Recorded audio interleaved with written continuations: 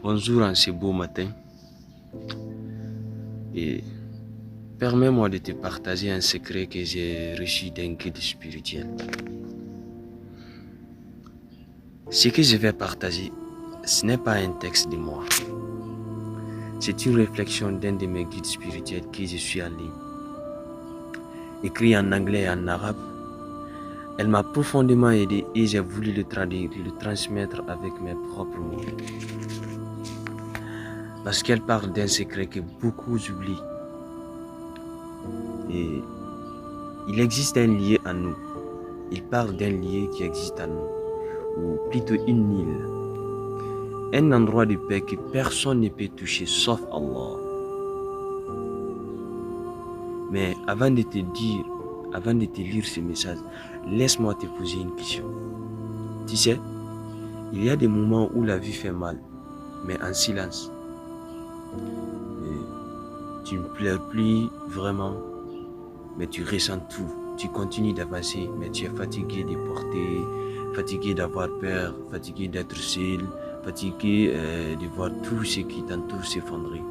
Donc, quand tu te sens coincé à mi-chemin de l'autre côté d'une rivière sauvage, c'est un exemple. C'est un exemple de la vie. Quand rien ne marche, quand tout est compliqué. Voilà. Donc, le courant est trop fort pour aller de l'avant. Et il est trop tard pour faire demi-tour. Et maintenant, tu t'es lancé, tu es au beau milieu de cette fleuve, flottant là, au milieu de tout. Tu ne peux pas te retourner, tu n'arrives pas à aller devant. Le courant est trop fort. Maintenant, il y a de la peur dans ta poitrine, peur de ce qui arrive. Vous voyez? Peur de se perdre. Ou même, dans la vie, tu as peur de vieillir, peur de la maladie, peur de mourir. T'as vu? Et pendant que tu te retrouves à ce stade-là, il y a souvent une question qui surgit. Existe-t-il un endroit où plus rien ne peut vous faire du mal? Ouais. On se pose tous ces mêmes questions pendant ces moments-là. Est-ce qu'il y a un endroit où plus rien ne peut me faire du mal? Où je me sentirai en paix, où je vais oublier mes soucis, ceci, cela.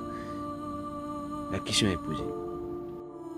Écoute bien, je vais essayer de t'y amener si cet endroit où plus rien ne peut te faire du mal. Tu as peut-être essayé de t'accrocher à des gens, à des projets, parfois même à des prières, mais tout te file entre les doigts comme de l'eau. Ouais, le flot de la vie se moque de ta fatigue, il continue de couler. Mais laisse-moi te dire quelque chose de doux, de secret, quelque chose que les amis d'Allah, Jalla Jalalu, murmurent au fond du cœur. Voilà.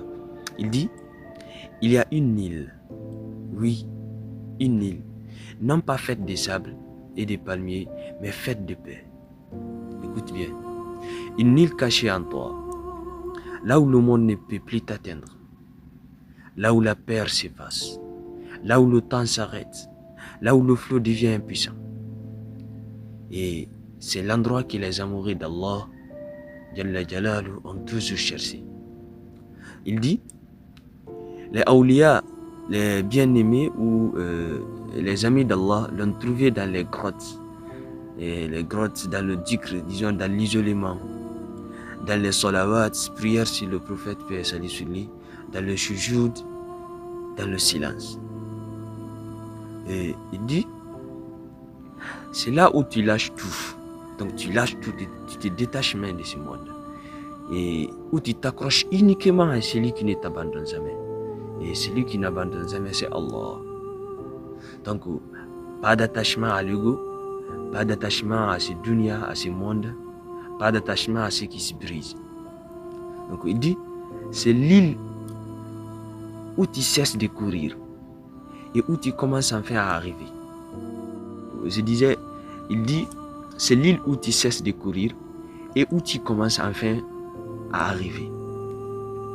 Donc il dit, là où il n'y a plus de vieillesse, car l'âme ne s'hérite pas. Et oui, l'âme quand même, l'âme ne s'hérite pas. Donc là où il n'y a plus de peur, car tu réalises que rien ne meurt sauf le corps. Écoutez bien, là où il n'y a plus de courant, car tu reposes désormais en celui qui ne bouge jamais. Qui est-ce qui ne bouge jamais? C'est Allah. Donc, dans le bouddhisme, il interpelle ici que dans le bouddhisme, on appelle cela le nirvana. Le nirvana, c'est la fin de la souffrance. La fin de la souffrance. Donc, et dans notre religion islam, c'est rida, ar-rida, le contentement profond. Donc, et c'est cette ma'arifa, la connaissance d'Allah, si pure que même la mort devient une réunion. Vous imaginez? Même la mort, tu n'as même plus peur de mourir.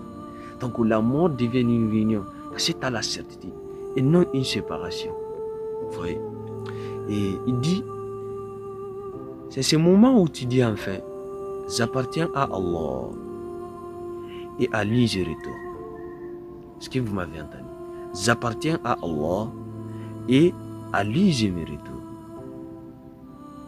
Donc, mais il dit aussi, tu ne le dis pas avec tristesse, mais plutôt avec un sourire. Tu le dis avec un sourire léger comme ça. J'appartiens à Allah et à lui je retourne. Bon voilà. Alors, à toi qui te dévales dans le courant, soit fatigué, soit inquiet, soit humain, mais chasse-le. Il y a un rivage, il y a un endroit où plus rien ne peut te noyer. Et cet endroit est déjà en toi. Il suffit juste de le trouver. Cheikh Farhan Jamil. Voilà le texte. Maintenant, je vais essayer de montrer mes points de vue, de donner des éclaircissements pour vous faire comprendre, pour bien vous faire comprendre. Inch'Allah ta'ala. On va commencer.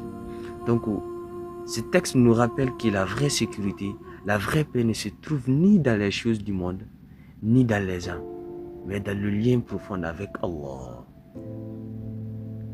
Voilà. Et l'île évoquée ici, ce n'est pas un lieu physique, mais un état intérieur, un lieu spirituel, le contentement sincère, rida, fruit de la connaissance et de l'amour pour Allah, ou de l'amour d'Allah. Donc, quand on s'y réfugie, dans cet contentement sincère, rida, les épreuves ne disparaissent pas. Oui, les épreuves peuvent toujours être là. Les épreuves ne disparaissent pas tout de suite. Ils peuvent être là. Mais elles ne nous détruisent plus. Car on a cessé de s'accrocher à ce qui se passe. On s'est attaché à celui qui ne change jamais. Donc on arrête de s'en soucier même. Vous voyez? L'épreuve est là, mais on ne s'en soucie plus. Il ne nous fait plus de mal. Et cette île de paix, ce n'est pas un endroit lointain. C'est un retour à Allah. Tout simplement. Donc je disais, cette île de paix, ce n'est pas un endroit lointain. C'est un retour à Allah. Tout simplement. Voilà. Là où le cœur cesse de lutter et commence à reposer. Là où l'on comprend que rien ne manque quand on a celui qui suffit. Oui. Rien ne manque quand on a celui qui suffit. Et je vais interpeller ici. On a donc chaque musulman, on dit tous Hasbunallah wa ni'mal wakil, Hasbunallah wa ni'mal wakil, et Allah me suffit et il est le meilleur garant. On dit tout ça, oui, c'est fait. On est toujours dans le tawakkul. Mais le vrai tawakkul, le tawakkul sincère et le vrai Allah me suffit, c'est ça. C'est à ce moment que vous sentez même le vrai Allah me suffit. Vous voyez les événements se dérouler, mais vous ne vous en souciez plus. Parce que vous avez la certitude et vous savez qu'il y a quelqu'un et qu'il y a quelque chose qui est au-dessus de tout ça. Donc, vous laissez aller. La peur disparaît, les angoisses et autres. Et je vais m'arrêter là. La vidéo a été longue. Donc, et merci d'avoir écouté jusque-là. Et si ce rappel t'a parlé, suis-moi. Ensemble, laissons le monde et retrouvons celui qui ne déçoit jamais. Et tu ne sais pas qui en a besoin aujourd'hui.